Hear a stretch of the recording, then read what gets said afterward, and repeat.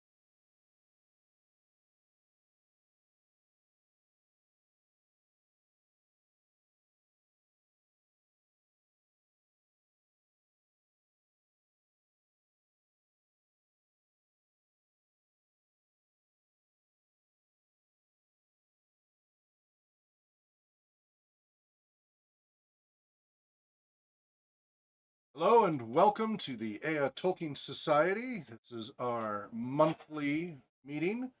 We meet Saturdays, the third Saturday of each month from 1 to 3 p.m. Pacific time. And some of the And often we have people here in the studio, although it looks like today we might be all remote except for me. Um, and we're based in Spokane, Washington. We're an official SMILE of the UK Tolkien Society. That means official chapter. But we have people from all around the world joining. See, yep, everybody's joining in here. Our website is tolkienscholars.org. Our annual convention is called Tolkien Moot. It takes place usually the third Saturday of July, and it also coincides with our meeting, so we do a special event.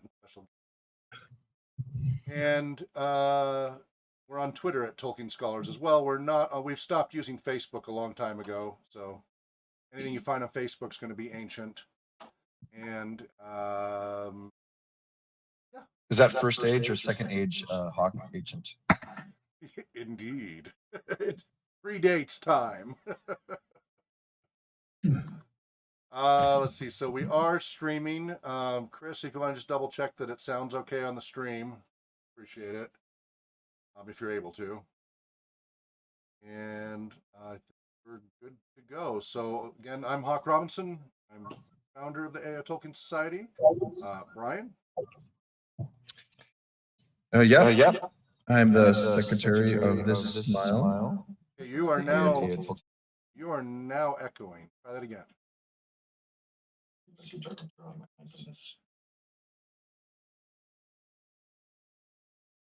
Okay, I'm trying to get rid of my. Good. That worked.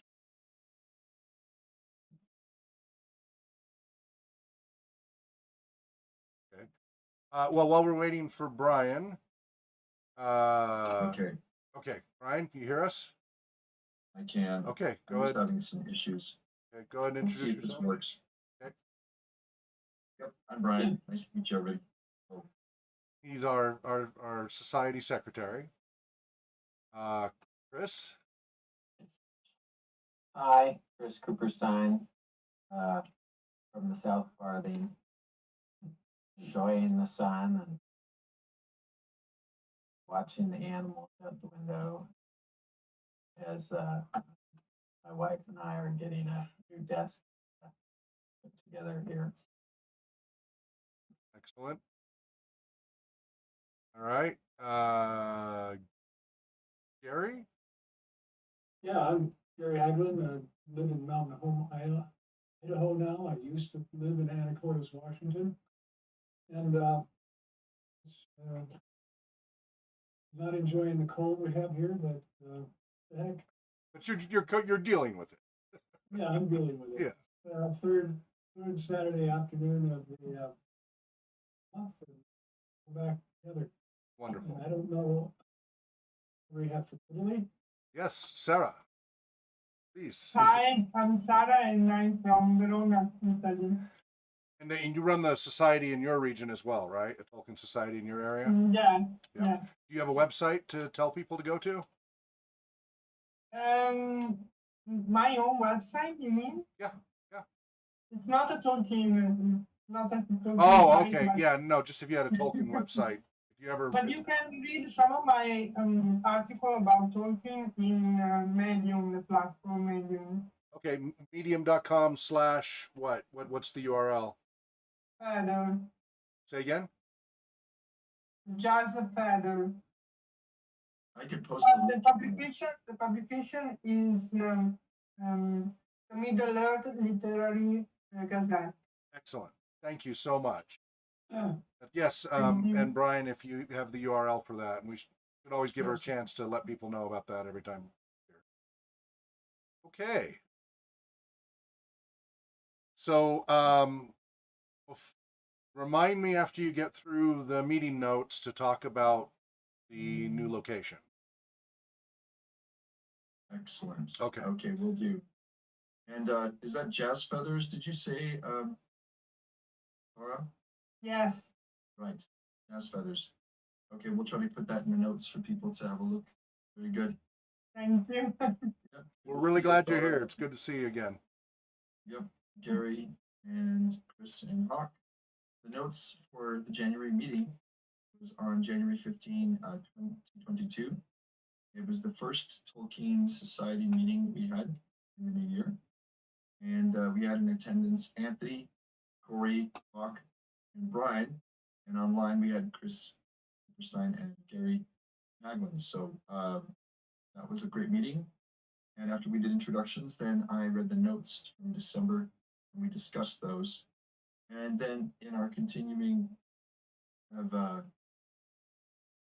lately of looking at the value of Tolkien as a writer, not just in himself, but also when compared and contrasted with other authors, fantasy authors, we moved on to Stephen Lawhead as a contemporary, or not a contemporary, but a later, more recent author from the 1970s, 80s. Well, he's still writing now.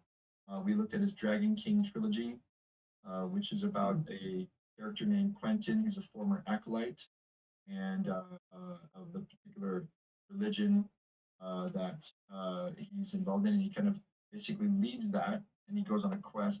Very, very interesting. It's his first fantasy effort, and the author definitely gives some credit to Tolkien in terms of his influences on that.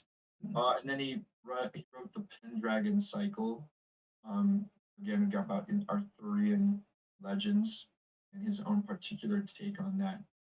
And starting really from that point to delve a lot more into the Celtic influence and kind of seeing more and more of the Arthurian legend with perhaps less of the English or French, additions to it, but more Welsh Arthur. And then he wrote the Song of Albion trilogy. Since then, he's written more recently a number of books on the Robin Hood kind of mythos, different characters. So he's written quite a lot. And then we looked at the essay from a book called More Than Words, which is kind of like a Festschrift, I think, for different, not just one author though, it'd be for multiple authors, and so this was an essay that Lawhead wrote specifically to say, okay, well, I'm the one who's going to be talking about Tolkien and why he matters. So it's kind of nice when an author makes it so easy for us, instead of necessarily having to kind of glean through their scattered comments to see whether or not they have a acknowledged debt to Tolkien as an author, or if it's more just speculation. In this case, it was quite clear that he saw that he was influenced by j.r.r. Tolkien, by the professor. Afterwards, after I read selected quotations, beauty, truth, and goodness were things that he referenced. Anthony made a reference to Immanuel Kant, the philosopher, about the beautiful and the sublime, and also the poem by the British uh, writer Keats called Ode to a Grecian Urn. So we referenced that. Corey commented that Tolkien doesn't push an agenda, but engages us universal truth and beauty in terms of not being pushy or propagandist with his faith.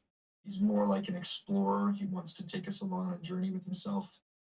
Chris talked about art purists versus art propagandists, which related to that, and Tolkien is the middle way. And some of this had to do with what on the essay, the artistic integrity of the high quest, not subverting it to propaganda, but also not kind of retreating into this kind of ivory tower of, well, art is whatever I want it to mean, kind of thing where we really cut out um, the beauty in the creation of the author. Lawhead calls it the freedom of implicity and revealing meaning in fantasy.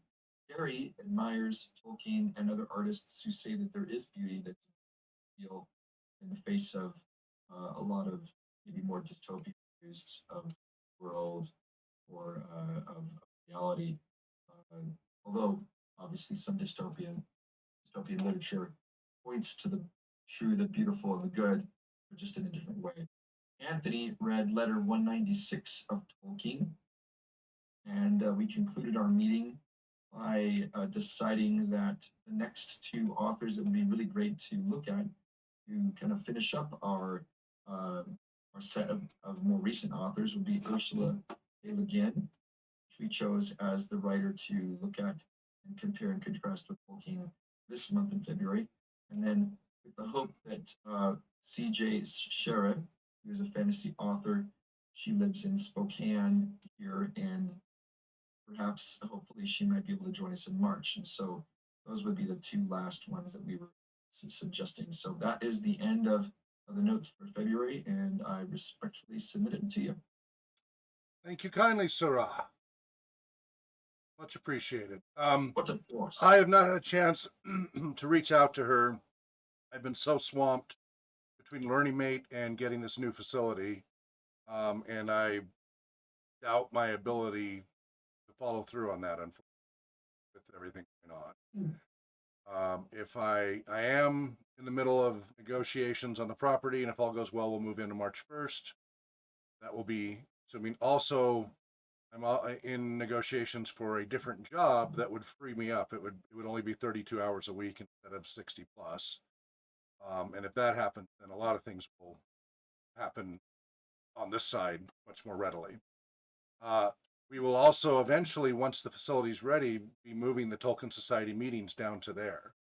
Why don't you talk a little bit, Hawk, perhaps for those who don't know what the goal is? So I'm going to pull up a website and screen share. So if you go to rpgcc.org, so that stands for Role Playing Game Community Center. And I will do a little screen share here. It will also show up on this.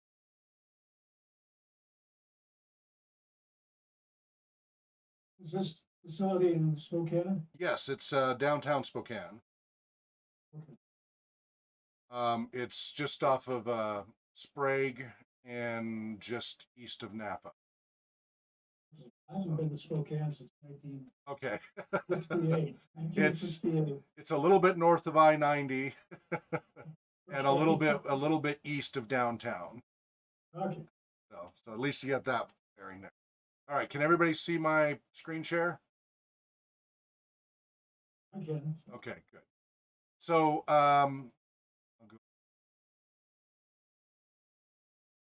so this is going to be a community center and experiential learning museum.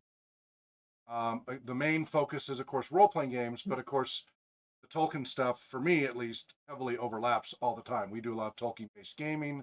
We do Tolkien Moot each year, which is heavily gaming-centric.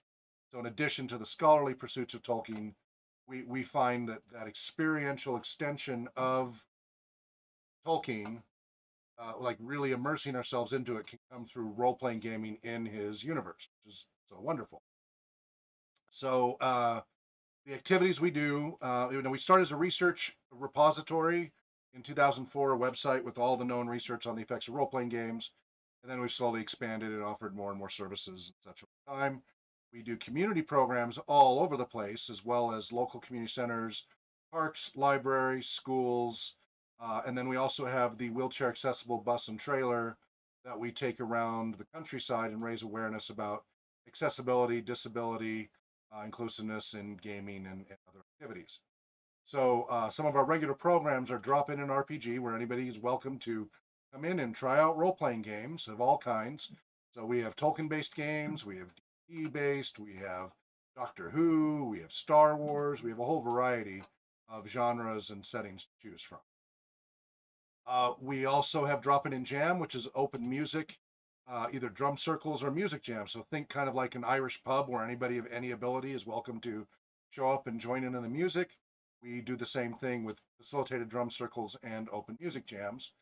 And then the RPG Interactive Museum. Now, Brian, I'm sorry you weren't able to make it here because we've dedicated the Red Room, we put the boxes in there, but now it's actually a processing station for, here's what it looks like now. We've got a little processing station set up with our volunteers. Every week they're here working at least 4 hours. They're now cataloging the Paul Cardwell collection and other collections we're receiving. Oh, wonderful. It's underway. Also, there's a documentary coming up this fall on Patricia Pulling and Bothered About Dungeons & Dragons and the anti-gaming movement of the 80s and 90s. And they've reached out to us because we have a collection that nobody else has in the world on media's presentation of role-playing games. So we've been scanning in some of that stuff to help with the documentary. So a lot going on there. We've got more shelving than is in this picture to help organize it, make it better. So this has been in my house. We have a virtual office we share with some lawyers, and then we work at community centers and we have the bus and trailer, but we've never had a dedicated facility that the community can come to. That's about to change. 101 North Stone, this property right here. I am hopefully going to, we started negotiations January 20th. We had inspectors there this Friday. I'm getting a final list from them Monday. If there's no gotchas in there that we can't handle, I've had wonderful conversations with the landlord, who's also a lawyer. Uh, we are looking at getting that whole block there, that whole little segment of that property. So both buildings, all the storage sheds, the yards, all that. We'll sign a 3-year lease for that. Now, I have to be the personal guarantor for it because this nonprofit doesn't have enough money to guarantee it. But if all goes well, we'll have a move-in date of March 1st. We have to do some things to enhance the security and safety and all that. But hopefully by April, we'll have the upstairs usable. We'll move this broadcast studio to that upstairs of that rear building, of that 2-story building. Downstairs will be the community center. It'll probably be 3 to 6 months before that's ready for the public to use. But when we get this upstairs ready, that's also where we'll move the Tolkien Society meetings to. And this is a more central location in town. It's a little bit of a distance for me, but it's not that far. I mean, everything in Spokane is not that far. So, and there's a room in the back to park both trailers, the bus and the SUV. They'll all fit in a fenced-in 6-foot fence enclosed area. So we're very, very excited. And then the front house, the house is from the 1880s. It's going to take all year to fix it up, but that will be our experiential hands-on learning museum. It's got 4 rooms plus a bathroom and a little kitchenette area. And that'll be our beginning museum on the history of role-playing games, etc. Additionally, the landlord just indicated Friday the potential option on the lease to buy the property later, and or maybe even he'll donate if he can get enough of a tax break, like at the end of the lease or something, maybe donate a portion over the whole property, maybe, who knows, and or some land across the street, build a new and larger facility 3 years from now. So really, really exciting news on what's going on related to that. And it does, in fact, us, because, Brian, this is where we'll have Tolkien Moot. Not only Tolkien Society once a month, we will finally have a space that is able to handle Tolkien Moot. Right. Very good. That's awesome. So it's not huge. That rear building is 1,000 square feet per floor, so 2,000 square feet. And then the front building's another 900 square feet or so. And we won't be able to use the front building this year, I don't think. But we will be able to use the whole back space and parking and street parking and all. It's just 1 block north of Sprague, right near 1 block from the Vanessa Behan Community Center and the Frontier Behavioral Health Center, another block east of there. And it's kind of a gentrifying area. It's an old neighborhood. And amazingly, that building survived the Spokane fire, right? There's very few buildings here that survived the Spokane fire, but this building supposedly from the 1880s, but we're getting conflicting input. The inspectors don't think it's that old. They think it's probably more like 80 years old.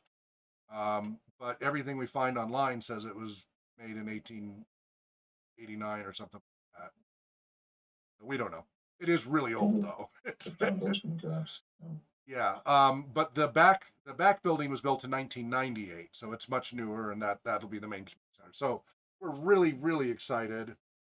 It's going to be wheelchair accessible. My house is not, so that will help for Tolkien Society meetings each month. It's a central location.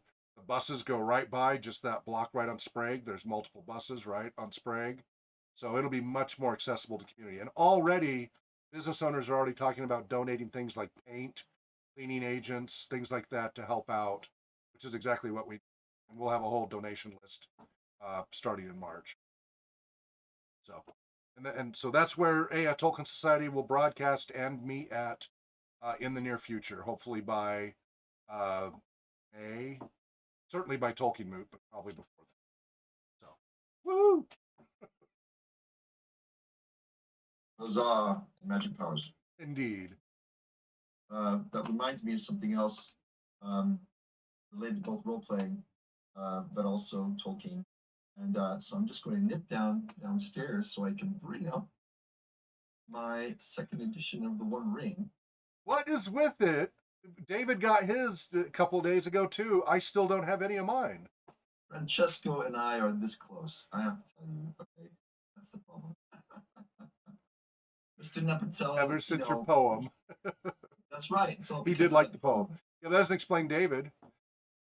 He got his. He's here in Spokane as well. This has been happening. All the Kickstarters I'm getting after everybody else, and they go public.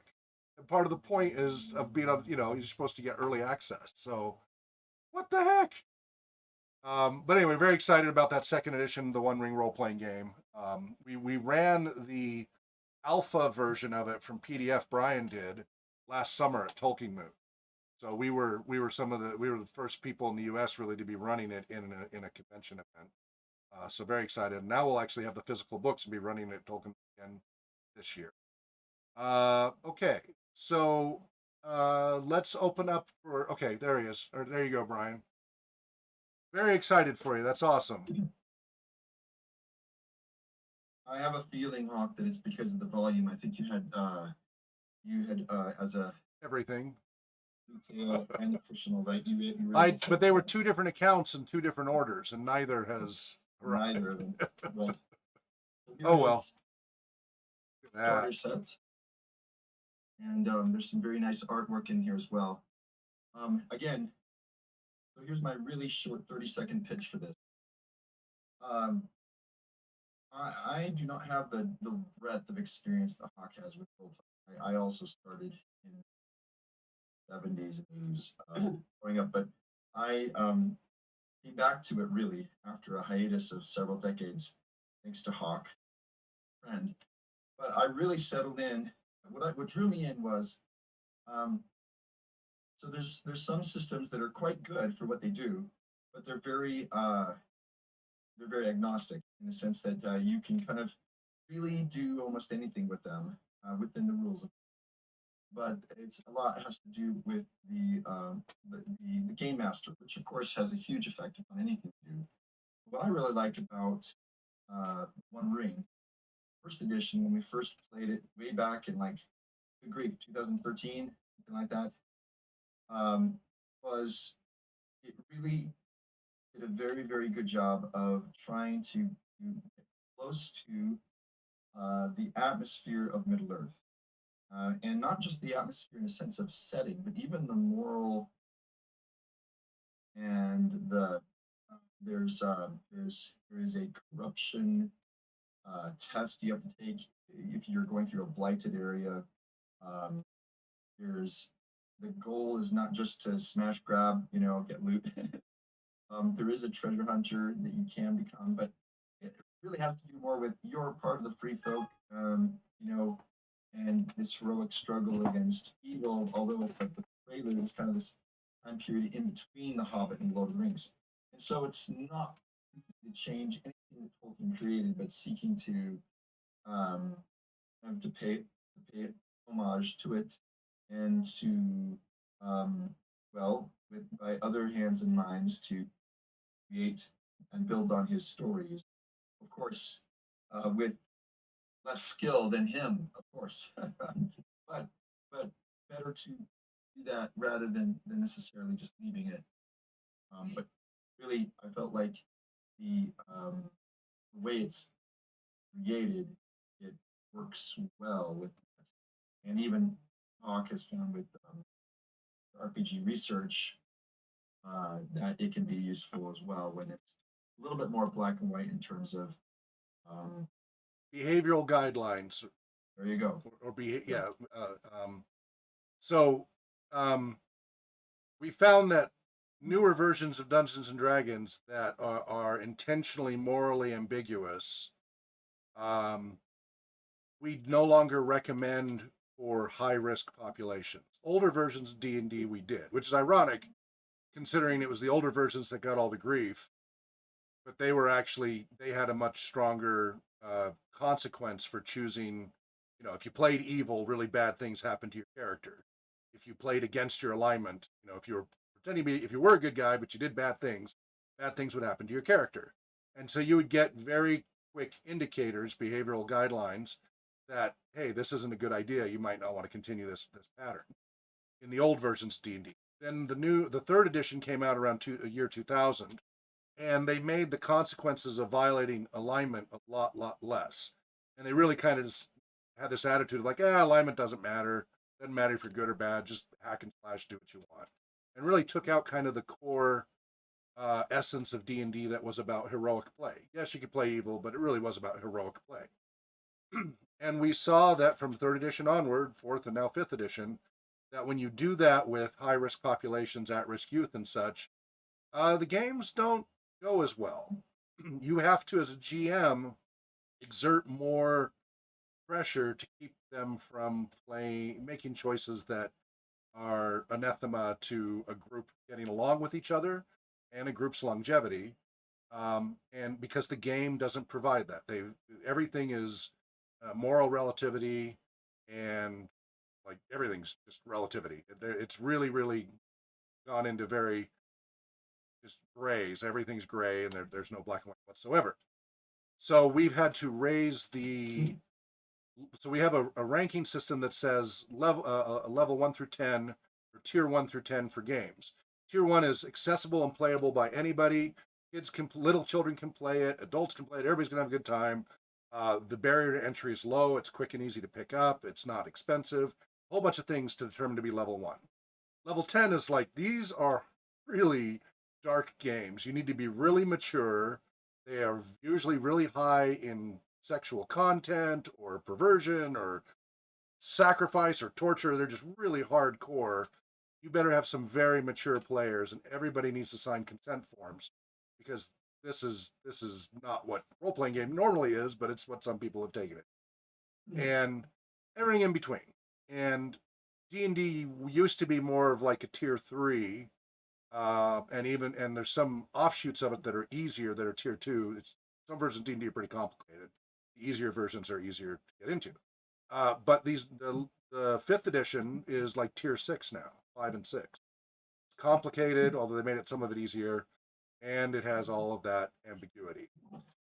Well, the nice thing with the Tolkien games that have come out from Francesco Nepitello, first with the One Ring role-playing game, and then later an adaptation of D&D called Adventures in Middle-earth, is they have these wonderful behavioral guideline rules built into the game. They let you know when your character is going dark side and you might not want to keep doing it. And there are consequences. If you keep doing these things, eventually what can happen is what I call pulling a Boromir. You lose control of your character temporarily as he goes to gets controlled by the shadow, basically. And then you get him back, and that's kind of a warning. And each time, if you keep going down that road, you'll get to play your character less and less. And if he eventually becomes evil, well, he's lost free will, and now he's the NPC's he's now the game master's character. He's no longer your character because he's controlled. He's basically a puppet of Sauron or Morgoth nature. We found that to be incredibly helpful for these at-risk and high-risk populations who grow up in environments where they're really not raised in behavior where good behavior is modeled, right? It's really not modeled for them, and this gives them the clearly defined parameters they've been lacking in their lives. We see that our programs lower the crime rate in the neighborhoods where we get to run a program for a while.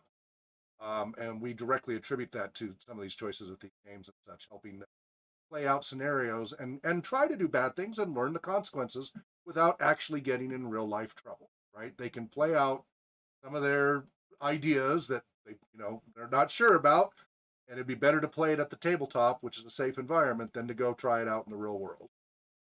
Okay, so yeah, go ahead, Brian. So did that come with the starter set, or is that an add-on? That is an add-on. Okay, that's a cloth. You're a little pixelated. If you can hold it still, it'll get it's having trouble keeping up with the. If you just hold it really still, might clear up. Keep waiting. It's trying to process it. Yeah, we can kind of see the middle of it. Okay, it's clearing up. Keep holding it. It's getting clearer. This is the math algorithms of the video platform Jitsi trying to calculate. All right, but you can see that. So, and how thick's the fabric? Is it thin or is it? It's fairly thick actually. Okay. And what I'll do to help is just see that if I hold this up still for you, Yep, it's clear.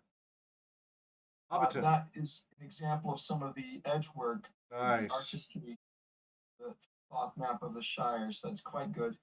Beautiful. And also a one as well that comes along with this, which is Eriador, and it has this similar. It's quite well made. Good for a wall hanging or for role playing. I'll try to show you detail here. Can you see that? Yes, that's very clear. Yeah. Anyway, so that was my exciting box to receive. That's But awesome. we should probably move on from role playing right now. Okay, yep.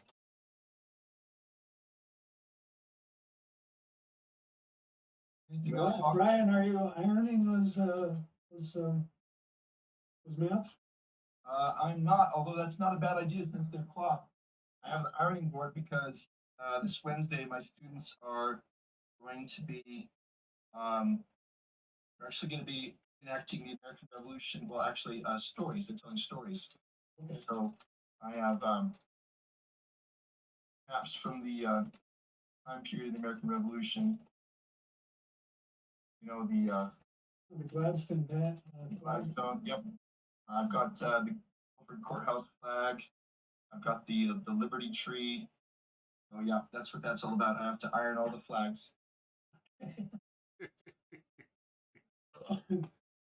So yeah, as far as what do you want to talk about next, Talk? We've got a couple things here. Yeah, go ahead. You had it on your list. Things you wanted to cover, like the trailer and stuff. Right. So we've got letter 197 to cover. We have definitely the trailer, which is a big update to talk about, and a comparison and contrast of Tolkien and Ursula Le Guin. And also, if we have time, it would be wonderful to brainstorm a little bit of some authors that lived during the same time as Tolkien, and so we can start to get some ideas kind of rolling around for this spring, and who will maybe match up with Tolkien and during his lifetime. Do you have any preference on what we talk about first? Has everyone seen the trailer? Yes. Okay. I've been. Both trailers. Huh? Both Yes, trailers. both. There's two of them.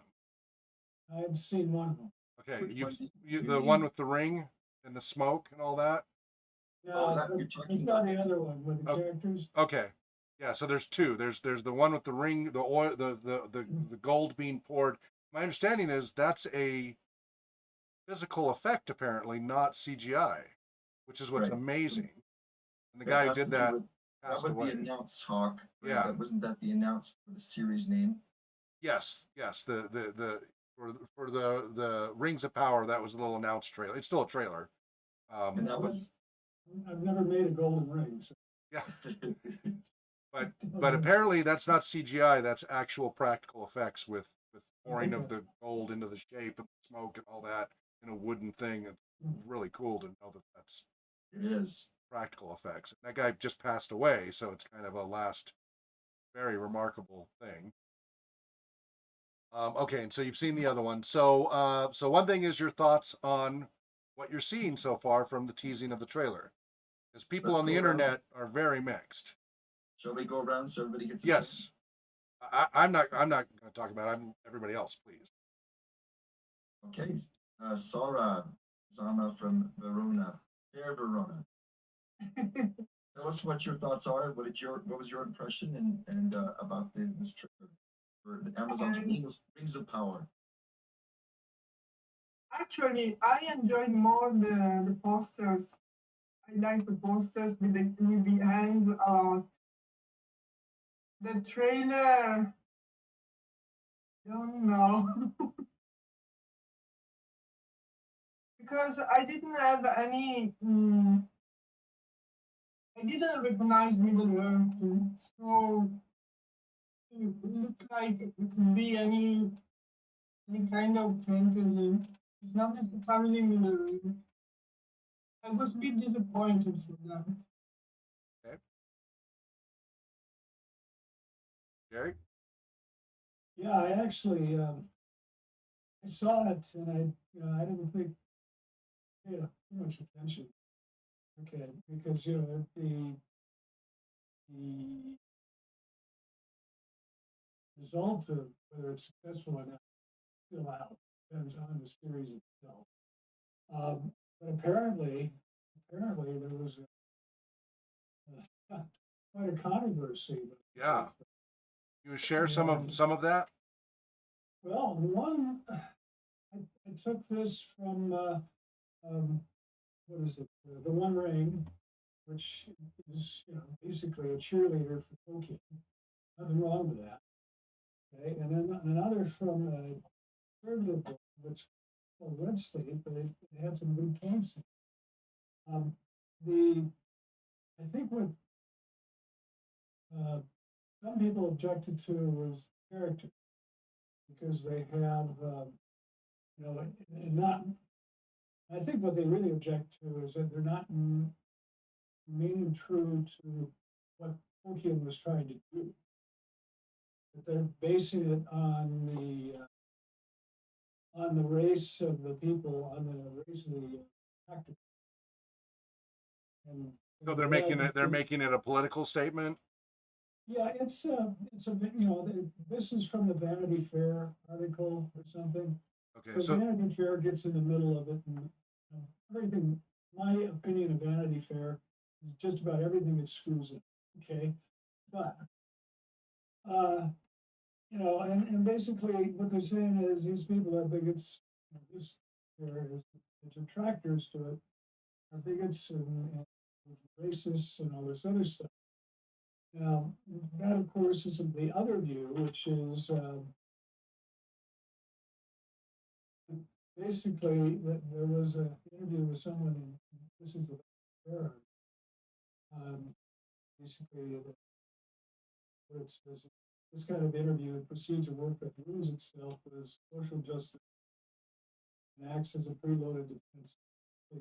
Talking the accusation, bigotry, and that. He does make, I think, an interesting point, taking the words of Tolkien himself, that says, evil cannot actually create anything new, it can only pervert and corrupt this. So basically, he's saying that, I'll make this short, he's saying that individuals with their own political point of view are, are co-opting the story to push that on the audience. And Hollywood does that. You know, I'm going to wait to see how they do it. Tolkien created this whole world, and I think a lot of us want to see it faithful to them. I'm reminded of what was it in The Hobbit, a movie from Peter Jackson. You've got extras there who are like Asian, and didn't really bother me. They didn't have a big role though. And that part, I mean, the big problem with Hobbit, to me, faithful story, was Tario. And My biggest problem was even all of that I was fine with. What I couldn't stand was that it was basically they just made it to sell video games. It was just an ongoing video game. okay, whatever Peter Jackson did. Yeah, they just I thought it was good entertainment nonetheless. That's why Okay. That's why I watch TV. And sometimes to be informed, and sometimes Yeah. Just for a lot of times for mindless entertainment. Sure. And the only thing I think, and I think we're going to have to wait until it comes out on September 2nd and the episodes afterwards, is to see what they did with it. Now they took, I think they took quite a bit of latitude because, as I said, the Second Age is not as well documented as the Third Age. Yeah, well, yeah. I mean, so by the nature, that's part of the beauty of it. And the only thing I've got to say is they should remember one thing. Get woke, go broke. Because this right here was not about, he doesn't mention anything about anybody's race. He said the message seemed to be their political views rather than Tolkien's. Tolkien, I mean, he was a Catholic and he was a man of the early 20th century. So that's how he wrote. That's normally what we're going to look for. That's what I saw. Okay. Thank I you, Gary. did a little bit of research from it because I never even heard about Yeah, the controversy. good to get more Thank you, Gary. information. Chris. Chris?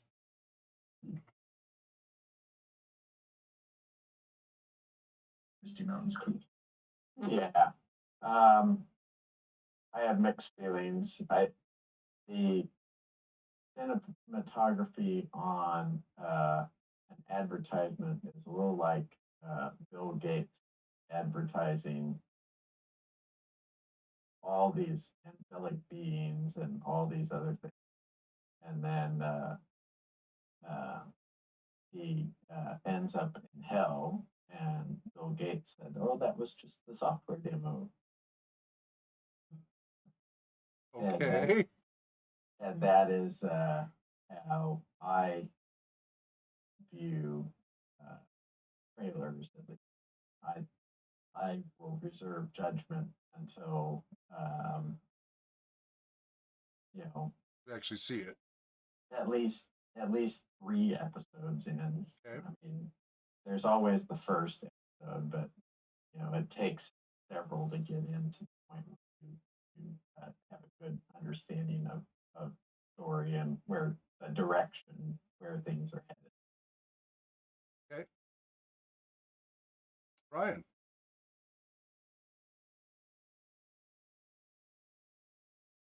Brian. Well, I'd like to hear your point of view first, Hawk, and then I wanted to maybe quote from the magazine.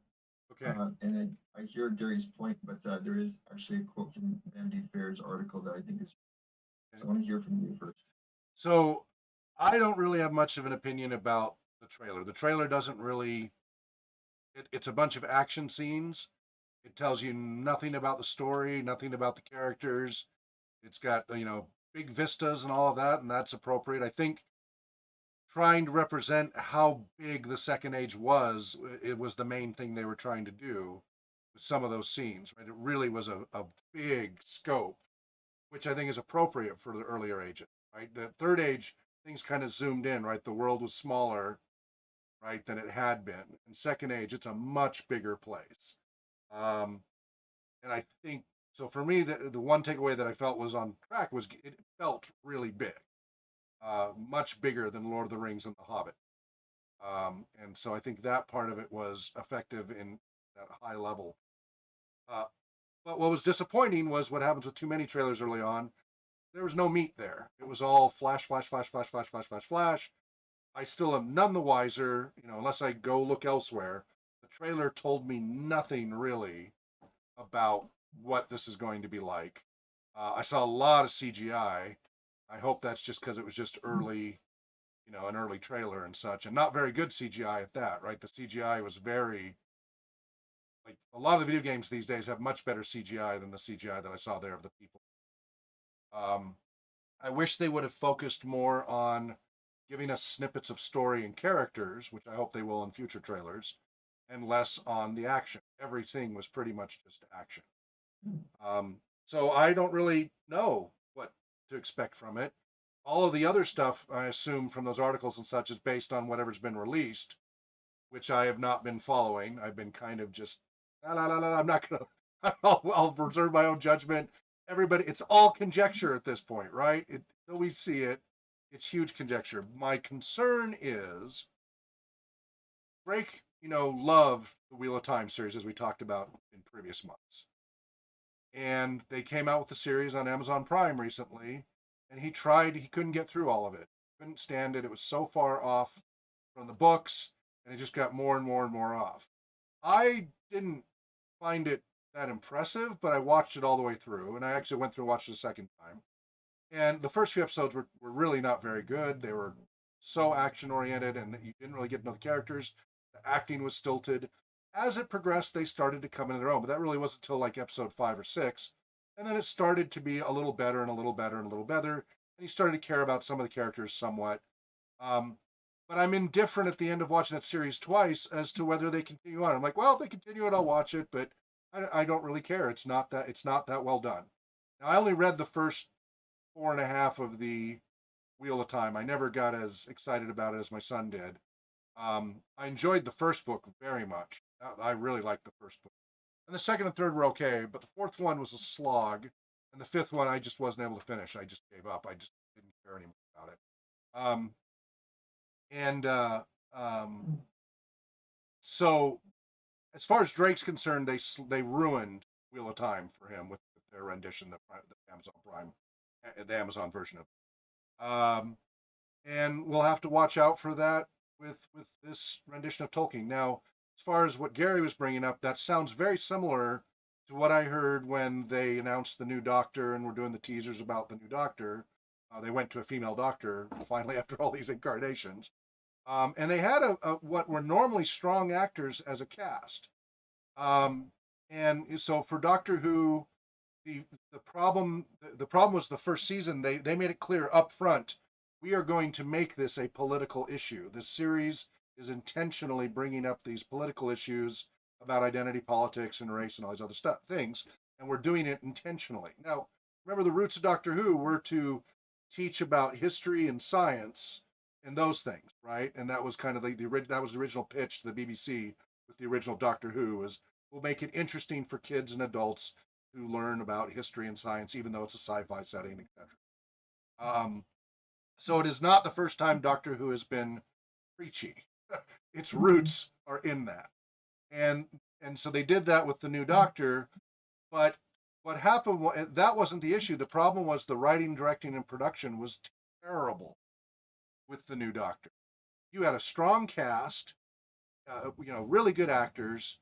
You've seen them in other stuff, and like, oh, they'll be really good. And they were doing as good a job as they could do with terrible writing, terrible directing, and terrible production.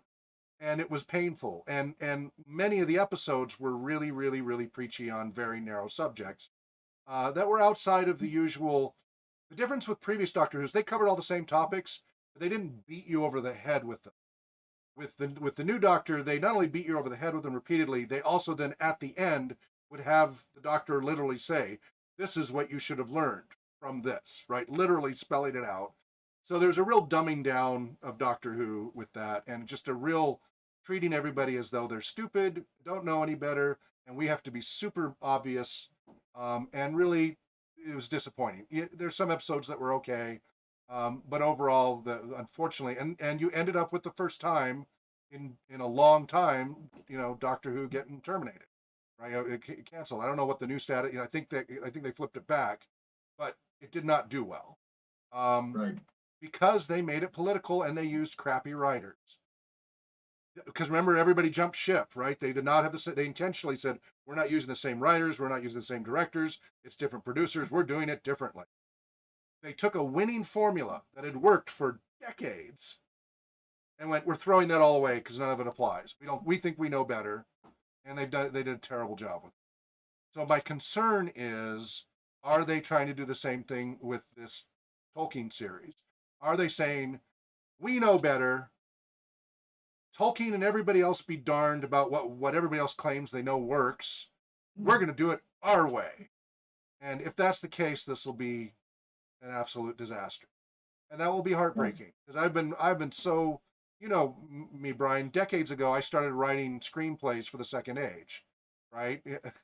I have always wanted to do Second Age stuff. It's such an epic, amazing time. And I've written many modules on it, and I've written music about it, at all of the earlier ages.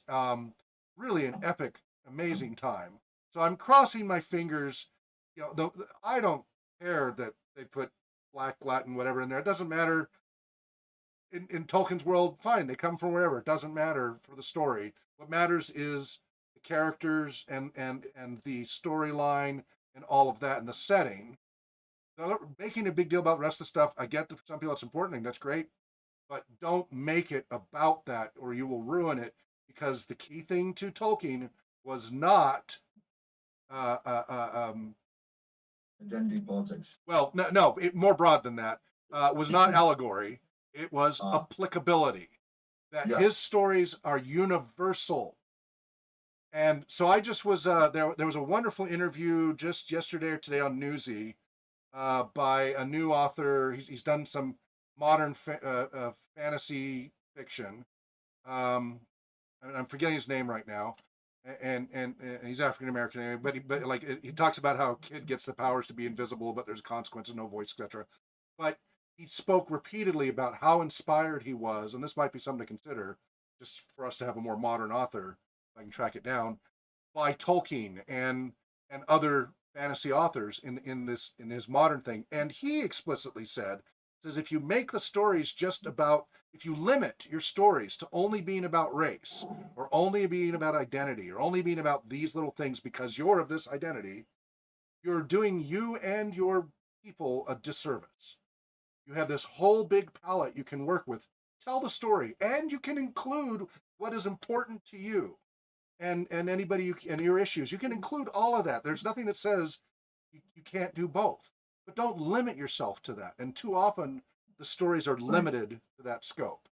Absolutely. Yeah. So it's that again, applicability and that's not a reduction. It's not less than allegory. It's more. It's greater than, exactly, far It's greater than. Yeah. And so you have to have nuance, and you have to have you have to create a world that has all these possibilities. And so all of that, right, that Tolkien did, that we admire his writing for, is really the very opposite of what you're talking about. And so that's definitely, I think, what we all hope that it avoids. And although we may feel that it's the world we live in, it's very possible it could become that way. I have I have some serious hopes that it will not, and here's why. So one good thing about Vanity Fair, they did post an article that I put in the email this morning, and this is from the article called um, "10 Burning Questions About Amazon's The Rings of Power," and it's an exclusive interview with the two producers. And so one of them is Payne, and the other one is, oh, what's his name? J.D. Payne, McKay and Payne. I think that's Patrick McKay and J.D. Payne. And one of the things I really appreciate about this particular article is that I agree that the trailer is confusing. There's some tidbits like, oh, this is interesting, but it's just, yeah, I think eye candy, and it's trying to follow. When I was growing up, you didn't have teaser trailers really. You had a preview, and you might see that a month or two before the movie comes out, and that's what you had. And then they started to release a second one that would have a little bit more material in it to kind of really make you want to come to see it. Now there's a lot on the line, and they've got billions of dollars invested. So I think the marketing team is a completely different group of people. I can't really speak to how good that is, but I would say my, I think rather than rushing to conclusions and assuming with I think I agree with what most of us are saying here. If you look at the article, Ian and McKay say very specifically a few very encouraging things as you walk through those 10 questions that they ask these two producers. And they say in the question, what exactly is the source material here? Of course, unfortunately, and I didn't realize this at the time, but they did not get rights to the Silmarillion, Oh, which was a huge kind of like shock to me because I thought that the whole how Tolkien estate was that they had gotten the rights to the Silmarillion. That's Yeah. not true. Oh, What they geez. got was they got an agreement that They can make up whatever they want? No. No? So if you read through it, what they're doing is, I mean, I think ultimately the best effort would have to be when you have all the material that's in there. But there's only a few chapters granted in the Silmarillion on the Second Age. However, what they're doing is they're taking everything that's mentioned, any event that's mentioned in the appendices or in the Council of Elrond Okay. or Yeah. anywhere Right. else, Yeah. and they are reconstructing the Second Age Right. from that. Now, granted, you're going to have to create secondary characters, which they had to do anyway, since they couldn't conflict with Tolkien and change the whole outcome. But you essentially have a little bit less of that the architecture. So that's the part where you're like, okay, so what does that mean? And they say this: we took all these little clues and thought of them as stars in the sky, and then we connected to write the novel that Tolkien never wrote about the Second Age. We cite songs like The Fall of Gil-galad, or The Song of Eärendil, or fellowship chapters like The Council of Elrond and The Shadow of the Past, or Concerning Hobbits section of the prologue, as sources for significant lore dumps.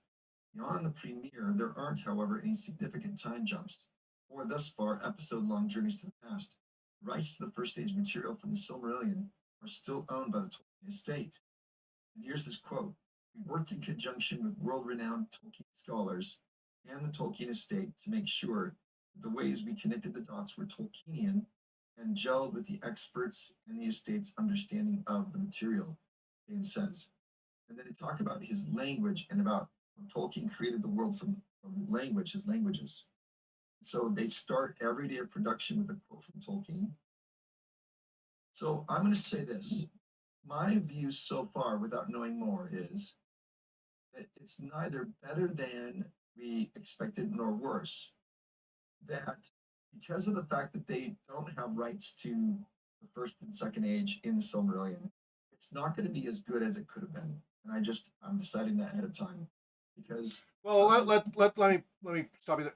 As far as good, it won't be as true. Like the canon will obviously by necessity won't be there. That doesn't mean it can't be really good. Right. Now Yeah. they can talk about Tormiriel, they can talk about Ar-Pharazôn because they're in the appendices. Right. And they can get at essentially political intrigue, forced marriage, the downfall of Numenor. They can tell that whole story, but they can't fill it in with some of the rich, Right. But what he wrote about it, that he did actually commit to writing its own Silmarillion. They can have to come up with creative ways to tell the story without borrowing from that.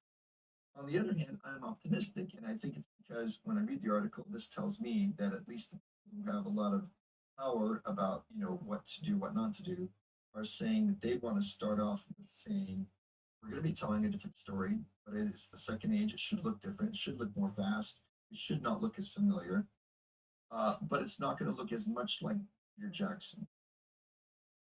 Good. That's not a bad thing.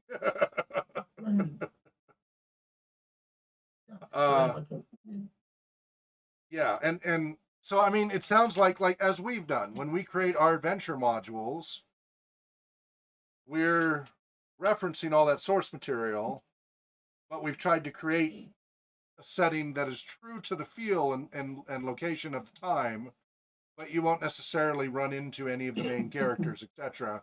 You're doing a mission in Middle Earth that fits the story, like rescue the Palantir from Weathertop. Right, which there is no detailed story about that. There's a hint that somehow they snuck out the. Remember in our research we found that when Weathertop was surrounded, somehow a group of heroes or somebody heroic snuck the Palantir out of Weathertop before it was sacked and saved it. Remember that? But Tolkien never wrote about how that was done.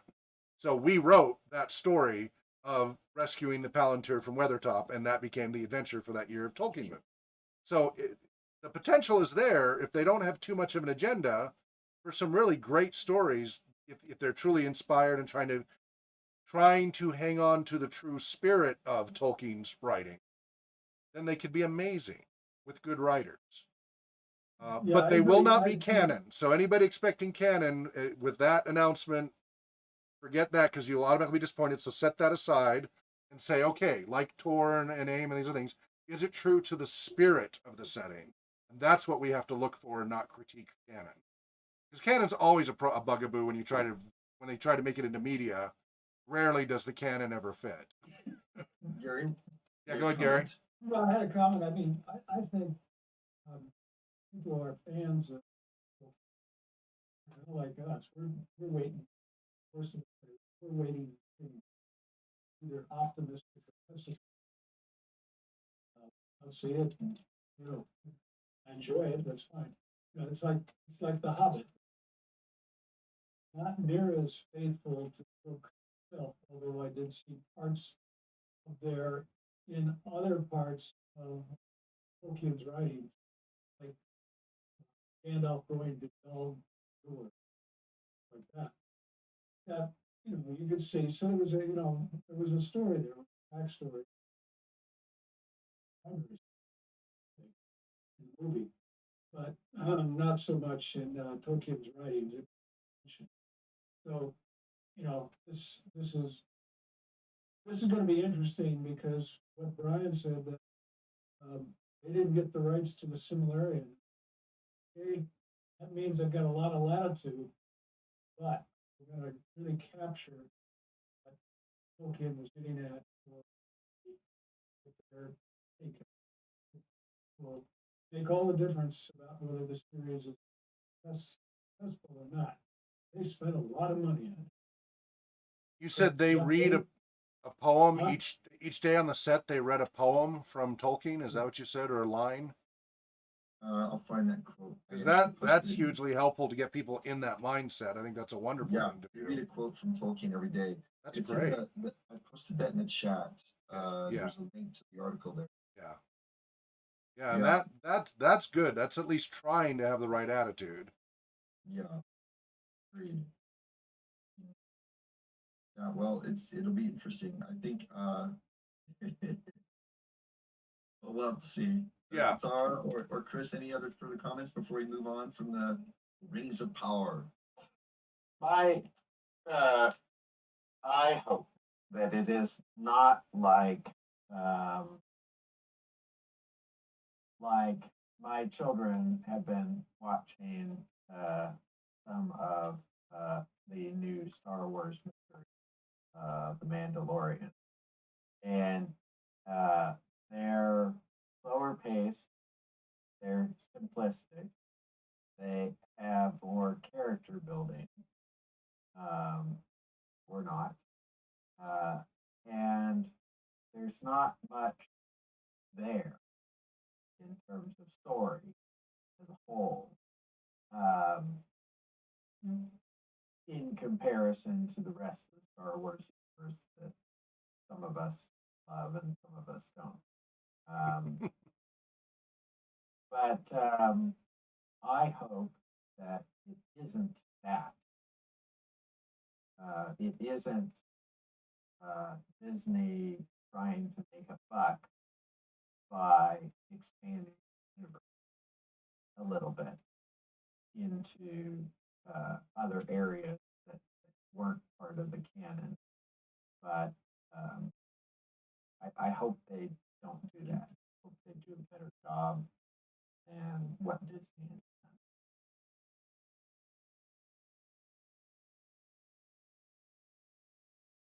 Zara? Yeah, I think I was disappointed because I didn't recognize that feeling in, in the trailer. I mean, I didn't recognize Middle Earth because there wasn't anything that spoke to it in terms of feeling really, and also of theme. I wanted to recognize something. I wanted to see, yes, that's Middle Earth in the second age. And it wasn't like that. So I'm not really sure what's the purpose of the trailer because it doesn't say anything. It Yeah. was fun, and I don't know what to say to no fun. Someone in the YouTube channels, Justin Freeman says, Vin, VYN, FYI. What was that referencing? Anybody? It sounds like we were trying to come up with something and they were answering a question or something. VYN, FYI. I don't know what that. Hmm. Maybe you could clarify what your answer was there, Justin. I'm sorry we lost the context of it. Okay. Well, anyway, main thing I have is wait and see. I have formed really no set opinion about it because I haven't seen it yet. So I'll wait till I see it to form my opinion. I have all kinds of conjecture about all the different ways it could go, but until it's actually up there on the screen, it's Schrodinger's cat. It could be anything. That's a great comparison, except it has to be something like Schrodinger's Hobbit. Yes. Schrodinger's, Well, this predates the Hobbits technically, so Schrodinger's Okay. Green Elves or something. there you go. Lyndon, actually, I will say Lyndon. this. I'm quite excited there to be more emphasis on Gilgalad, on the Elves of Lindon. This is All the of only- Beleriand. It's the only part of Beleriand that survived the The apocalypse, yeah. The sinking of yeah. Numenor, yeah. And all that, and the breaking. Well, no. Or no, it predated that, that's right, yeah. Right. The sinking or the engulfing. What do they call that? Not the sinking, but basically yes, it's the Beleriand being submerged, and so now we have just this little bit of land between the mountains and the sea, and so that'll be excellent to see more of that. But let's move on to letter And 190. will they include Numenor? Is Numenor included? Have they said? Yes. Okay. Oh, sorry.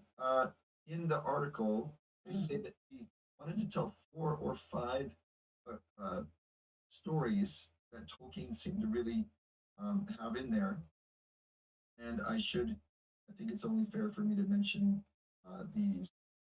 And the ones that they identify are,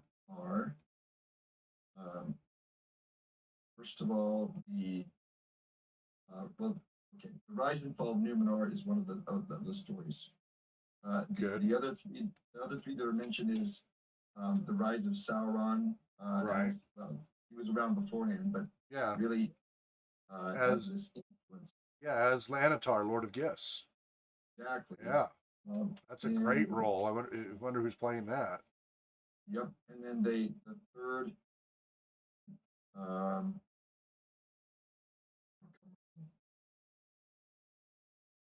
I can't find my. Oh, here we go. It's they also want to get into the so there is also a nod to Elves and Men, the Last Alliance, which would be towards the end. The Last Alliance of Elves and Men, and how that would be an important thing to deal with. Which and they didn't mention this, but the Gwaith y Myrdain, which Celebrimbor, of course, will feature greatly. By the way, the actor who plays Celebrimbor is one of the best actors I've ever seen. He played in London, in Shakespeare's Globe, in their production of Richard II, and I saw him there. So he's a very good actor. But they are trying to they'll have, of course, the dwarves and the elves in their friendship. Well, but anyway, I'll try to put this in the notes. But there's basically the article says they are telling 4 stories. They want to hit. Oh, of course, the forging of the rings. How could I? Yeah. So really, you've got the forging of the rings. You have the rise and fall of Numenor. You have Sauron and his influence, which of course links to the Rings of Power as well, and Numenor. And then you have the Last Alliance of Elves and Men, because they're going to end this story. They don't give a lot of details, but they get up to Isildur. Okay. So definitely going to be. That's I in think 3 seasons. They're trying to 5, I thought. Oh, is it 5? They paid for 5. Okay. It's Wow. Jeff Bezos has got a lot of money. I'm just gonna get my my cord here. So yeah, if someone could, maybe we can go into letter 197, or we can go on to Ursula Le Guin. Oh, I've got one more item that Hawk keeps opining about. So Please. it is newsworthy.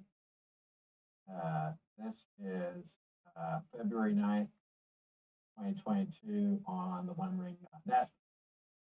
Entertainment rag Variety is reporting that the Saul Zantz company Oh, right.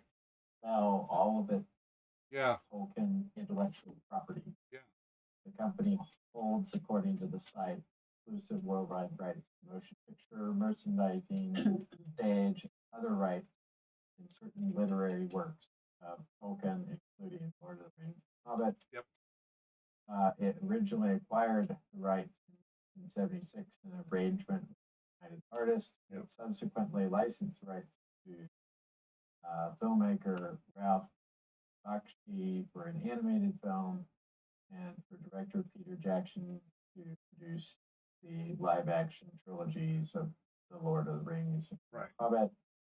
Variety Store states that the sale could be worth at least US $2 billion based on recent high valuations for top-tier intellectual property and content producers. ACF Investment Bank is shopping the deal. So if you want to buy something, Hawk, here you go. So what that tells me, so Saul Zaentz company exists to buy the rights of book writers, turn into films, and then flip them and then be done with them. They've never been supporters of the intellectual property they buy. They just cash in on other people's works. That's what Saul Zaentz has always existed for. And But this is the same business Right. model that General Electric uses. Yeah. Is they will buy a nascent intellectual property right, that has become a business. Say, right. So jet engine. they bought for it, example. they sat on it, they've made money from it, and I think they've decided And then- it's at its peak now. And then GE a couple of years ago got rid of its airline leasing business. It got rid of its getting rid of its water and process technology business, getting rid of a whole bunch of things that aren't going to make them as much money as they had in the past. Exactly. So I think And that's what's so- happening. I think the Saul Zaentz company is saying, well, after Amazon has released this, there's no more money in it. And so it's time to sell. Right. Buy That's low, exactly sell that. high. That's exactly what that's exactly what I was going to say is, it's reached its peak sale point. They got their peak dollars. Now sell it while they can, while it's still while the excitement's there, because after Yeah. this, it's going to crash. That's right. Like Game of Thrones, there was a lot of excitement about that was going to be made. It started out very exciting, and then it crashed hard. So it'll be interesting to see. Yeah, I hope they're wrong. I hope that this is just the beginning of new opportunities for Tolkien. But if they Yeah. really ruin it, yeah. And it may not even they ruin it. Even if they do a great job, it may just be that the market has reached a saturation point for a generation or so before it'll refresh again, right? Because this does go through waves, right? You have these are multi-generational book stories, so they'll come back just like Shakespeare and others come back. But you can reach a tipping point where the market is saturated. Everybody's kind of tired of it. They want something else, and you have to wait a generation for it to become new and interesting to the next generation after that. So we'll see. But yeah, that's good. Thanks for bringing that up because I meant to mention it. Okay. Do you want me to read this letter, or who wants to read it? 197, he said?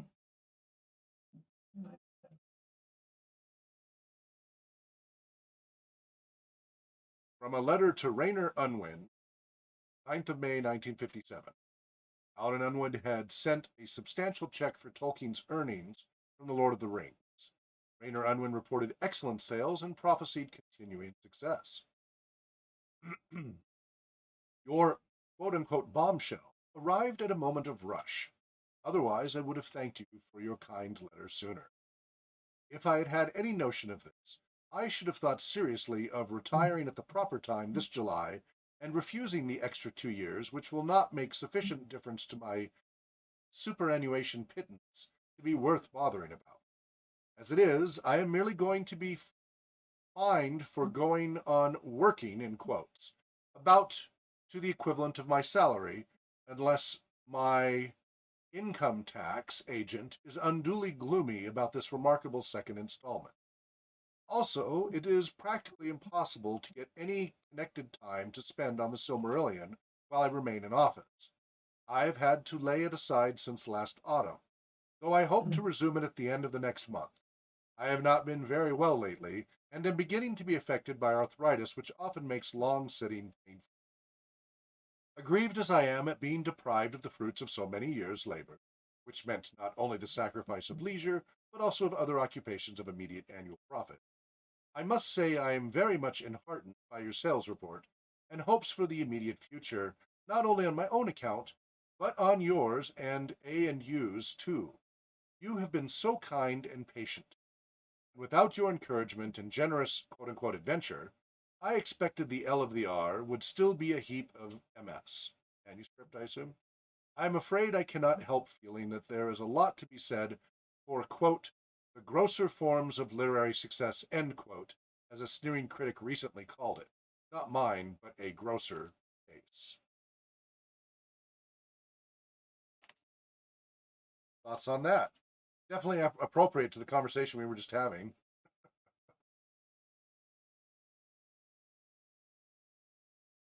Brian?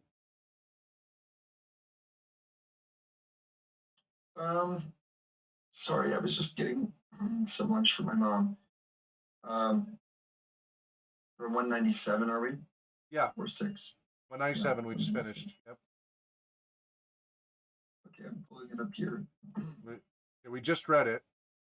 Yep, Okay. Rayner Unwin, yeah. Sarah, while he's catching up on that, your thoughts? I always appreciate how Tolkien is, at least he sounds light-hearted about the monetization of his story. But also I noticed that he still wanted to work at Silmarillion and to publish that, which is, it always made me sad because it wanted it so hard and it only happened after he was gone. Yeah, well, that is the danger of being a perfectionist, is you never finish anything. You run that risk of niggling until you die. Yeah. I think this is, a writer rarely live on only their writings. And so it's this perpetual kind of love-hate relationship with money. It shows you he had a practical side too. Oh, yeah. Oh, yeah. Retiring early for him would have meant, would have enjoyed, I think, the England that he loved so much. And he could have maybe gone more to like in Switzerland or, maybe write more. Considering the fact that if he had written more, and of course it's hard to say, right? Would he have, or would he've just been niggling away, and I don't know. It's hard to give up the heat power sometimes when you are installed in something, I suppose. He definitely was, and when you're in the one of the premier universities, which is a seat of power, then it's hard to give up. Yeah. Well, I think this is probably a good time for us to transition, unless somebody had anything else to add. Oh, Go is ahead. that good? No, that's good. It's after midnight in Verona, I think. So we will not be insulted if you decide to leave early. Your Right. audio's off. Good for now. Okay, good. Well, we love having you here. We just want to be considerate. Shall we move on to Ursula Le Guin? Go for it. Okay. I was wondering if anybody else wanted to kind of read off a little bit of her background, or if you have any particular desire to kind of talk about who she is.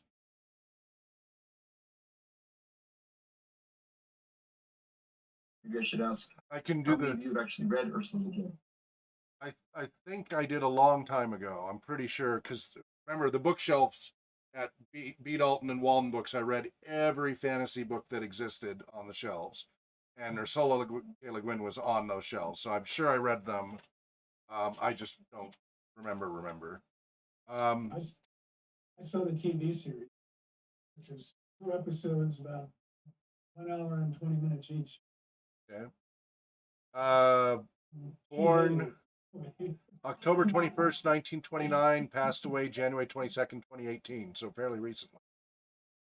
American author, best known for her works of speculative fiction, including science fiction works set in her Hainish universe, Hainish, and the Earthsea fantasy series. It was first published in 1959, and her literary career spanned nearly 60 years, producing more than 20 novels and over 100 short stories, in addition to poetry, literary criticism, translations, and children's books. Frequently described as an author of science fiction,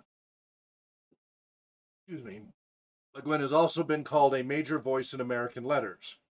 Le Guin herself said she would prefer to be known as an American novelist. Le Guin was born in Berkeley, California, to author Theodora Kroeber and anthropologist Alfred Louis Kroeber. K-R-O-E. Let's see. Degree, historian. She was actually the daughter of an American anthropologist who, I don't know if you remember the book He, She, Last of His Tribe. Oh. So her dad was the author of that. Okay. He discovered there was one Indian left from a tribe in Northern California, and he was living on Mount Lassen. No, Mount Shasta, excuse me. And he discovered this survivor, and this survivor told his story. Huh. So interesting. Yeah, really interesting. She earned a master's degree in French. Le Guin began doctoral studies, but abandoned these after a marriage in 1953 to historian Charles Le Guin. She began writing full-time in the late 1950s and achieved major critical and commercial success with A Wizard of Earthsea, 1968, and The Left Hand of Darkness, 1969, which have been described by Harold Bloom as her masterpieces. For the latter volume, Le Guin won both the Hugo and Nebula Awards for Best Novel, becoming the first woman to do so. Several more works set in Earthsea or the Hainish universe followed.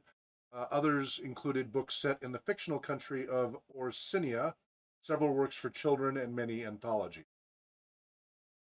Cultural anthropology, Taoism, feminism, and the writings of Carl Jung have had a strong influence on Le Guin's work. Many of her stories used anthropologists or cultural observers as protagonists, and Taoist ideas about balance and equilibrium have been identified in several writings. Le Guin often subverted typical speculative fiction tropes, such as through her use of dark-skinned protagonists in Earthsea, and also used unusual stylistic or structural devices in books such as the experimental work Always Coming Home, 1985. Social and political themes, including race, gender, sexuality, and coming of age, were prominent in her writing, and she explored alternative political structures in many stories, such as in the parable The Ones Who Walk Away from Omelas, 1973, and the utopian novel The Dispossessed, 1974.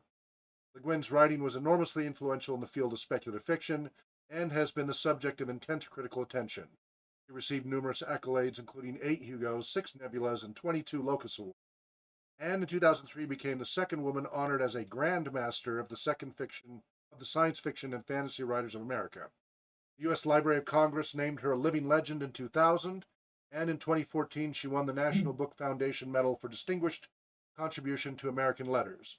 Le Guin influenced many other authors, including Booker Prize winner Salman Rushdie, David Mitchell, Neil Gaiman, and Ian Banks. After her death in 2018, critic John Clute wrote that Le Guin had, quote, presided over American science fiction for nearly half a century, end quote. While author Michael Chabon referred to her as, quote, the greatest American writer of her generation, end quote. Okay, thanks, Hawk. Yeah. You know, it's interesting because this is an author who could have been preachy because of some of the axes she had to grind or some of her views. But I've always loved Ursula Le Guin's books. Not all of them, but I mean, I really have enjoyed Wizard of Earthsea. And I've got some old copies here. The sequel, The Tombs of Backon, and then also the conclusion of the trilogy, which is The Farthest Shore. Interestingly, I just posted in the chat on John Garth's blog, a fellow panelist along with Sarah. On his blog, he posted an article that might be interesting to you later on about Le Guin, the language of Earthsea and Tolkien. But I guess what's interesting to me is to know that before she actually published the novel The Wizard of Earthsea, she wrote some short stories about this world, and these were published before the novel. And in the first one, which was called The Rule of Names, it says here that in this short story, in an island in this archipelago, which contains a rustic village and the resident wizard nicknamed Underhill because he lives in a cave below a hill. Shy, largely incompetent, Underhill mostly uses simple magic to help the villagers with day-to-day minor medical and agricultural difficulties. Meanwhile, the villagers' teacher, the pretty Polani, introduces the concept of naming to her school children. Each citizen of Earthsea has one name as a child, which they abandon at puberty in favor of their true name, but this name must be kept private as it can be used by ill-intentioned magicians to control the individual. And then it kind of has this one day a lone handsome stranger from the distant archipelago arrives, is nicknamed Blackbeard. He hires a village lad called Bert to guide him to Underhill's home, and Blackbeard reveals his true purpose. He's a powerful magician searching for the treasure of his ancestors, which was stolen by a dragon. He believes Underhill to be a wizard who defeated the dragon and made off with the treasure, etc. And so there's lots of interesting things here, but that's more of a little bit more fun. But the novel is a serious coming of age story. I think it's up there as one of the best coming of age fantasy stories about Ged, who is a boy who discovers he has magical abilities that have to be trained. But this is no Harry Potter. It's much more like she's able to do a lot in very few pages, which is hard to do. Tolkien goes on, and he's descriptive. Like his word hoard is immense. But Lewis could write in one little skinny book about Narnia, and it could stick in your mind. And Le Guin has the same power to do that with few words.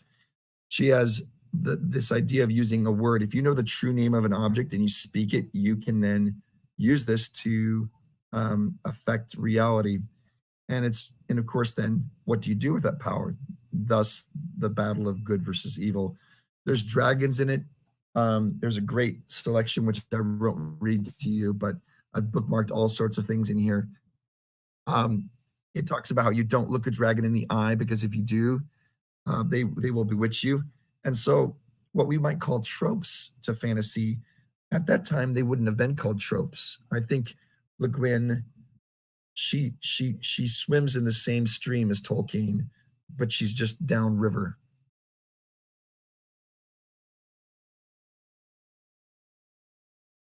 Anybody else want to say anything? Or have a look at that John Garth article? Oh, I've been reading some of her blog, and she's quite vocal on certain topics, like up the Amazon with the BS machine, or why I keep asking you not to buy books from Amazon in 2015. And then she says, Amazon and I are not really at war. There are vast areas in which my peaceful indifference to what Amazon is and does can only be surpassed by Amazon's presumably equally placid indifference to what I say and do. If you want to buy household goods, totally fine with me. And then she goes on to Amazon's bestseller lists and various other things. And she says, this is bad for society because then we have a plethora of bad books out there. Whereas bookstores tend to try to be more editorial or curative in their selection of what books they try to steer people towards.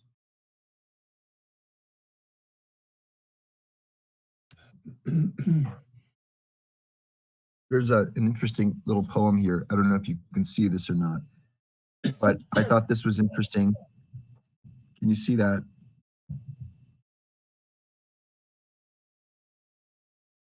Only in silence the word, only in dark the light, only in dying life. Bright the hawk's flight on the empty sky. Creation of Ea. Ah, interesting, with different accent marks, but Yeah. interesting. Ah. So We again, are the Ea Tolkien Society, but with 2 dots over the A instead of. didn't we say there was a Finnish word that we think that maybe Tolkien borrowed from there? Was there a Finnish word? I don't know. It's Quenya, right? Well, yeah, Quenya is heavily based on the sounds of Finnish, but not necessarily the words. Well, I guess there aren't as many Le Guin readers here, but I would say it's good to go back and be able to read, just because a lot of the fantasy from the 1960s was fairly good. There was plenty of pulp, but there were some really great ones that stood out. Right. Yep. Yep. And I can't find any specific quote from her saying that she owes a debt of to the writer Tolkien. But one similarity clearly is that they believe in language shapes the world, and she uses that same thing as well. Her masters in French would make sense for that. Mm-hmm. So, if there's nothing else here, maybe we should do a little brainstorming about what we do if after, hopefully CJ Shara is willing to talk next month, but we're going to run out of authors here, so we need to talk about Tolkien's contemporaries. Run out of authors.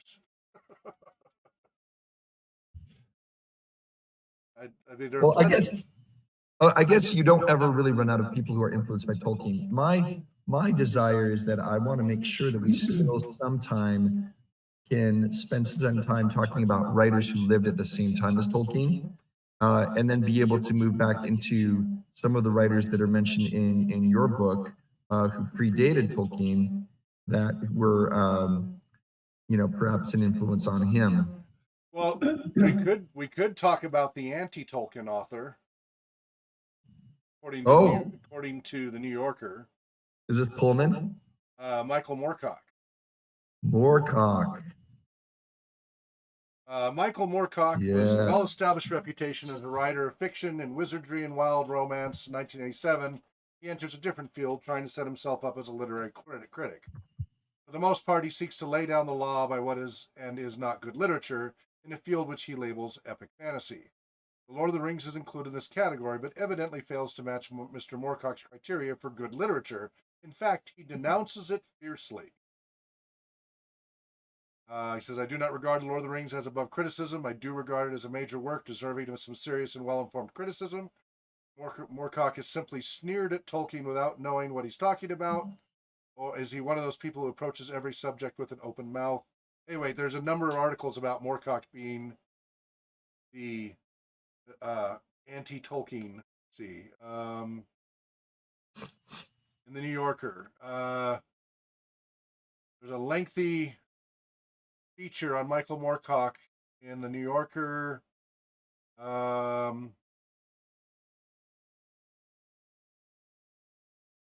See, Peter Berbigol, author of Seasons of the Witch, How the Occult Saved Rock and Roll, wrote the piece, which was published online December 31st, 2014. It's a well-informed article which celebrates Moorcock's substantial contribution to fantasy, but doesn't gloss over his years as a young muckraking editor at the helm of the New Wave. It was 50 years ago that Moorcock, then 24 years old, was offered the editorial helm of the British magazine New Worlds. Moorcock and his peers had become tired of the dominant science fiction landscape, vast fields of time travel, machismo, and spaceships, as well as the beefcake heroes of the fantasy subgenre swords and sorcery, golden age of science fiction. Held aloft by authors like Frederick Pohl, John W. Campbell, Robert Heinlein had, by the 1960s, sputtered out into a recycling of the same ideas. Within the pages of New Worlds, Moorcock created a literary revolution, one that would have science fiction fans calling for his head. The focus of the piece, titled The Anti-Tolkien, is on Moorcock's criticism of the troublesome infantilism inherent in Tolkien's work and his response to it in his own work. How would that be for one to cover? I know Moorcock fairly well, as far as I read all of his Elric and some of his other Eternal Champion stuff. I at least have stuff I can say on that, because it was a bunch of short stories that went through different incarnations. He still was putting stuff out, even fairly Yeah, I recently. think it's helpful to. I think it's helpful to have a foil. I mean, to have someone who kind of identifies himself as very different. So not as that much would be fun. that would be an option if I'm not able to get a hold of Sherry. Sure. Yeah, if I can't get a hold of her in time, that would be one we could go to. Okay, that's the New Yorker article you were quoting from, right? Yeah, December 31st, 2014. Yep. Let me see. I put the link in the chat.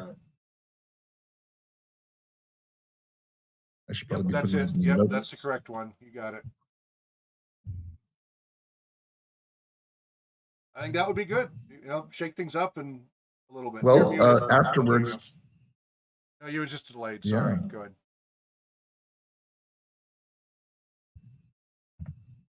Well, I just wanted to ask. I think Sarah has left us now. Yeah. Oh, she's gone. Okay.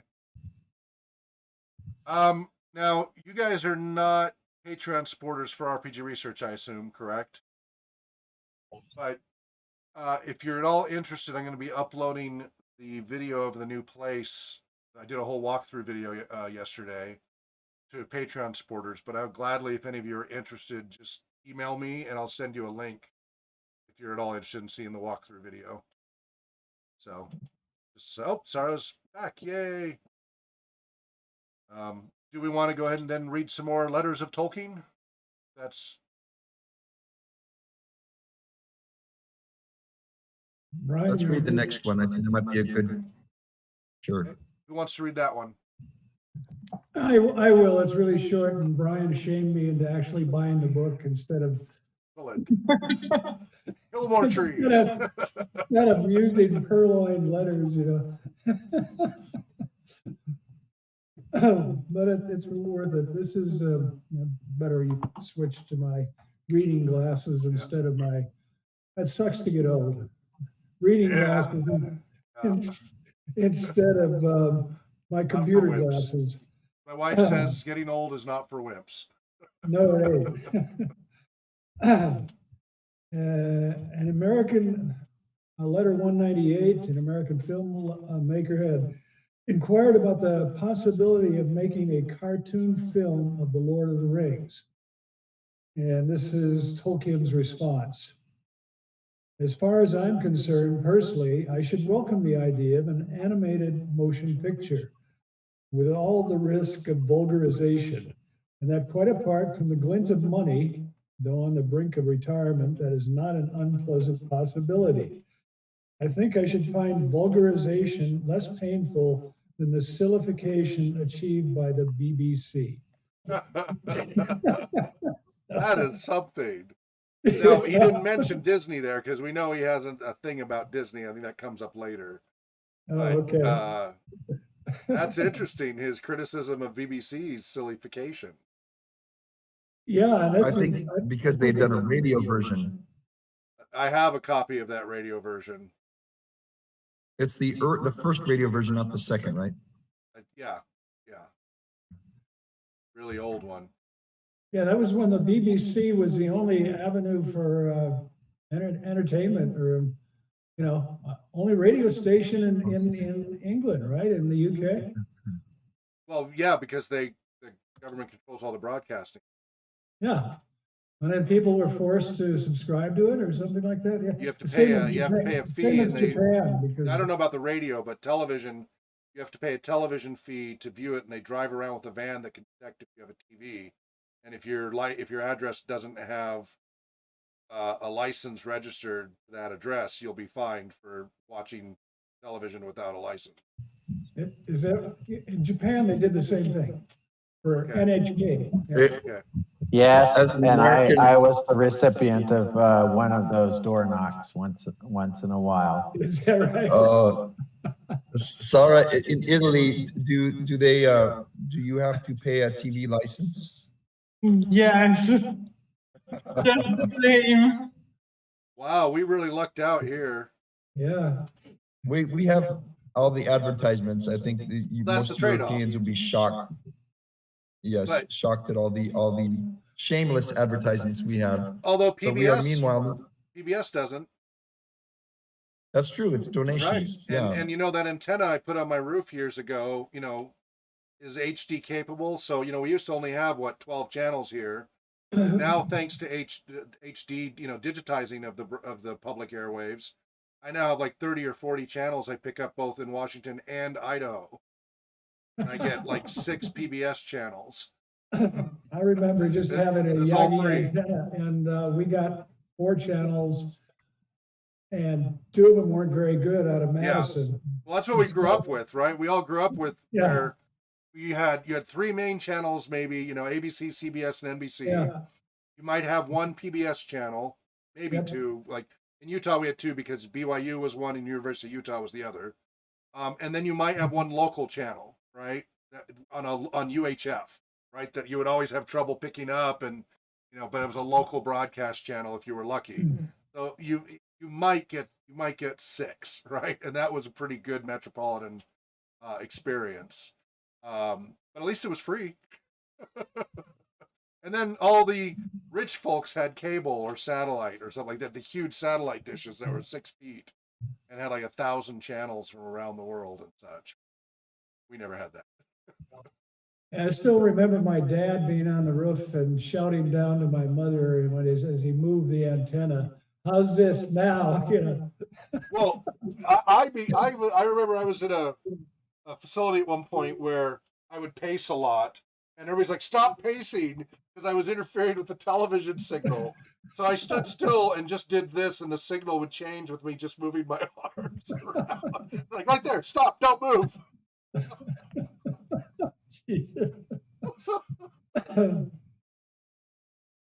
It was the difference between can't see anything, crystal clear. Yeah, I'm glad we don't have to do the licensing thing, because that would tick me off. Well, it ticked, actually, from my experience, it ticked off a lot of Japanese too, because they, when they got more channels, they still kept coming around, and people were watching the other channels for entertainment and could care less about NHK. So Do they still do that, or is that? I think they gave it up. Okay. Yeah, they controlled all forms of communication really, really strictly until, God, I think after 2000 or so. Then they kind of came into modern age. So BBC, they still do it? Brian, do you know? Yes, they do. At least, And they have yes, what, well, I'm sure they do. four or five channels? Well, yes, if you don't get Sky TV, you have 5 channels, which is BBC One, BBC Two, ITV, Channel 4, and Channel 5, whatever that's called. But BBC 1 and 2, definitely. And the thing is, you cannot receive the other channels unless you have a tuner that receives BBC. So the whole idea is that if you are receiving the signal and you haven't paid your TV license, then you'll get the knock on the door. And they've got a van that drives around and actually can tell who's receiving a signal. They can compare it with the list of addresses and see that you've not been paying. That you could get a TV set that would just be able to play like Blu-ray or DVD, and then you'd be fine without that. But yeah, it was. I mean, it was very different from my American sensibilities, that's for sure. Why should I have to pay £200 a year for to watch TV? But the thing is, all the great like Planet Earth, some of these great documentaries on nature, that was all funded by me and other people living over there for those years that they were actually creating it, because that's what all the money went to, is creating these amazing nature documentaries. Yeah. Well, Top Gear and Grand Tour, so there's Jeremy Clarkson, James May, and Richard forgetting his last name. Anyway, they do a car show. They did a car rating show for decades. And that was through BBC. And they would often get criticism because they're very silly. They're like the Three Stooges of the car review industry, right? They're incompetent all the time. They screw things up. They have cars sink into the ocean. They just fumbling. But that was part of the entertainment of it. And my boys and I very much enjoyed them. I'm a bit of a car guy. I used to be a mechanic a long time ago, and only one of my boys really got inspired. My youngest is the only one who really kind of got into cars. Generationally, that's just the younger generation just not into cars the way I grew up with. But So, what's that? no, go ahead. I was just have a question afterwards. Yeah. So anyway, they were on Top Gear for many, many years. You can literally watch them age over like 17, nearly 20 years. But Clarkson was a bit of a controversial figure, politically and otherwise. He became very wealthy over time, and he was a little bit volatile, not the nicest guy. And there were some altercations with one of the producers or something, and so he was asked to leave and to quit. He didn't technically get fired, but he was asked to leave, so he left. And then Richard and James were offered to stay on at Top Gear. They left as well without Jeremy Clarkson there. They didn't want to stay, even though their whole shtick is they always they treat each other terribly, right? They're like, "Oh, I can't believe you're doing this to me," blah blah blah. But apparently they really are friends. It's just part of their shtick. So they elected to leave as well, and then so they got a new group of people at Top Gear, and it's been really boring ever since. A couple of years go by. Well, or actually, Amazon bought them out, and they created a new series called Grand Tour, and they've been doing that since. They've had 4 seasons, and they're working on the 5th. It's changed format a little bit, but they've continued on. And there was a reason why I brought this up. Oh, the show. So yeah, just the BBC thing, that those were people's mandatory dollars that they were blowing up. They took an old 70s, they took a car, we want to launch a car like a space shuttle. So they found an old 70s car that they thought looked kind of pointy and strapped it to 2 rockets and a fuel tank and launched it to try to make a car go to space. And then it almost did it, and then it arced, and then it crashed into the countryside, made a huge mushroom cloud of fuel. They do these wacky things. That was your mandatory fees covering that. So they get a lot of criticism on their shows. Like, $5 are being wasted on this. What the? Yes. But now that they're a Grand Tour, it's That's Amazon right. and not a problem. But Yeah, Yeah. just let Elon So send a test. you cut out Chris. What? Just let Elon send a Tesla up. Yeah. well, I have a question, and this relates back to the short little letter that Gary just read. Why do you think, everybody, why would you say that Tolkien would think that he really didn't mind? And actually didn't just mind. I should welcome the idea of an animated motion picture The with all the vulgarity risks of an anime. vulgarization. Yeah. I want to ask you why. Why do you think that that's the case? And he says it's not because, well, at least it will, pad my retirement and help me, have a little bit of income. Why do you think he welcomed it? Because he could, he considered it vulgarization, but it was better than, what did he say? Well, the better the silliness, Vulgarization, the but it silly was potato. better Right. He thought the BBC's treatment was silly, Yeah, but yeah, the So let's get sillification into that. achieved by the BBC, so I got a feeling he didn't think too much of the BBC. so we wanted it to be more serious, a treatment. Yeah. And he evidently thought that even if you made a cartoon, if it was trying to treat it seriously, even if it failed, it would still be worth it. Yeah, well, the That's thing weird. is, it's a cartoon and not a motion picture with people in it. Okay, so people don't expect it to be serious, and you don't take it seriously, or at least I think most people don't. So, and it wouldn't be. I think he thought maybe impact negatively on his work, even if it was just, ridiculous cartoon. Okay. Chris? That was my take on it anyway. Chris, what do you think? Maybe because Sarah. he thought that if people had the possibility to get in touch with his work, and the work still retains something of the original, and it was not a silly work, then it was a possibility for him, because there was something genuine about it. While if it is a silly work, there's nothing genuine about it. So it was not his work. Sorry, I don't know if you understand what I'm saying. Yeah. I mean, the vulgarization is like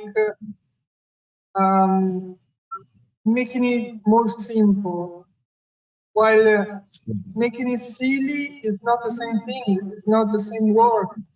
While if it is simpler, it is the same word. It doesn't have the same depth, but it is the same word.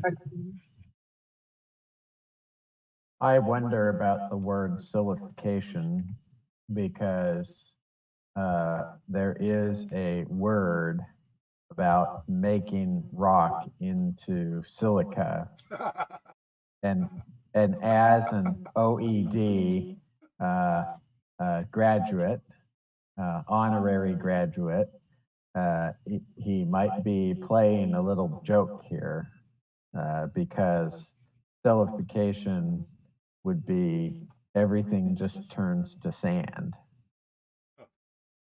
Okay. That's interesting. I'm watching Ryan right now. Look, he and Gandalf are. So this is the 1978 Lord of the Rings cartoon. I think there was a serious attempt to render the story. Yeah. And I also have a very dear, fond place in my heart for the Rankin Bass Hobbit, even though they do a horrible job with Elrond. I still love it very much. Yeah. Well, we were kids, so it would have had that impact. Yes, indeed. Although I still think that the song about over misty mountains cold, it's that tune I hear every time when I think of it. Okay. Yeah, that was a good one. That was a good haunting tone. Good. Cool. Well, the next letter is too long, I think. Okay. So we'll wrap it up here then. I think so. Okay. Well, it's really good to see all of you. Thank you so much, everybody, for making it. Sarah, I understand you wouldn't because you're clear out in Italy. Although, if you're ever out here in the States, please let us know. But Tolkien Moot's not that far away. Gary, is that something you would have any interest in attending? I might. Okay. It's up the road a bit. Yeah. So- We've been only doing 1 day Tolkien Moots, but Brian, I'm wondering if when we have this facility, we couldn't up it to maybe 2 days. We used to do 3 to 5 days because it made it worthwhile for people to travel all the way out. Like we lost a lot of our international attendance when we went down to just 1 or 2 days. Everybody said, "Well, I'm going to come to the States or come that far across the country. I want 3 days, or at least 2 days, 2 very full days, to make it worthwhile." And so we lost a lot of our international attendance from that. But we've held on to local. We get different local people every year, which is great. But now it'll be at a more central location. We'll have more capacity without any added cost. So what do you think? Just let it germinate. We don't have to make any decisions right now. But what do you think about making this Tolkien Moot a 2 day moot instead of a 1 day? Too soon. I don't think I'm up to it this summer, Okay. but I love the idea.